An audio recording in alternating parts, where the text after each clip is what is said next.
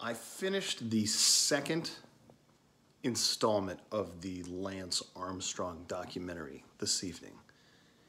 And it really, I thought it was really pointed, or at least the point, the emphasis that came across to me is that people change. Lance certainly seems to have changed for the better. But I think the other thing that kind of struck me too is that any relationship that you're in, whether it's just an interpersonal relationship, whether it's a work relationship, whether it is a romantic relationship, the person that you are in a relationship with will be different. Usually in 5 to 7 years. They're going to have totally different interests.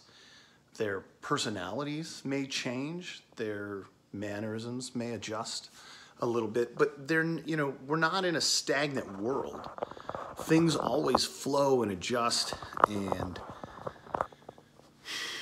change. I think maybe we could walk that back and say that change is the only thing that we can say is always true, is that things will be different than they are, whether that's physiologically, if you think about how often your entire makeup is remade, remodeled. I was listening to, it's not a podcast, it was a presentation that a person was doing on tendon and ligament health.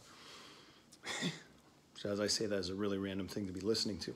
But they were talking about how they screen all of these NBA players. They do MRIs on all of their joints to take a look at, from a very, very, very, very deep dive, how physically healthy these people are and what maybe unknown things there are that they need to watch out for. And one of the guys, they looked at his ACL, and right in the center of the ACL was a hole. And I think they said it was like the size of a dime, okay? So the ACL is a really robust ligament. And they had him do some remodeling, okay, some eccentric work that causes micro tears in the ligaments, causes the body to enhance collagen production, which helps remodel that ligament. And a year later, they did another MRI and the hole was completely gone. So what we think of as like stagnant or things that are frozen in time, like I've got, this hand, right? It's got skin on it. That skin is completely recycled every, not couple of days, but every, you'd be amazed at how much skin you lose. But like your epidermis, your hair, bones are remodeled and changed. You don't just get like one cell and then later in life it's just a slightly older cell.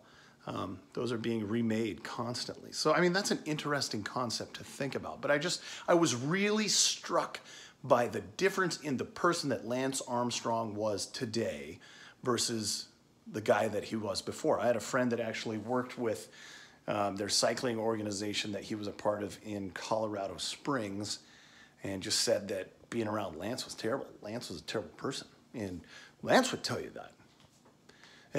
And I think one of the things that I was struck the most about was the introspection that Lance displayed during the entire interview. And it made me think about the terrible things that I've done, and it made me think about forgiveness and going back and apologizing to people. I have a funny story that my friend Lauren Ahonen used to coach at Minnesota State Mankato. Before that, he ran at Western State. He was a very good distance runner. And we were having a conversation at the coaches convention one year, and I just said some very confrontational things about his coach, which I knew were wrong, and I was just saying them to be a jerk. And I think 5 years later, I called him up on the phone. I was walking to the track, and I got a hold of him. I didn't have a reason to call him, and he was just like, "What's going on?" I was like, "I just wanted to apologize. I did this thing 5 years ago, 4 years ago, whatever it was, and I was just being a jerk, and I was wrong." And we had a good laugh about it, and hopefully Lauren appreciates that. But I don't know, maybe do something like that in your life. If there's somebody out there that you've wronged or that you did something that you regret, Forgiveness is an amazing thing. Have a good one, guys. See ya.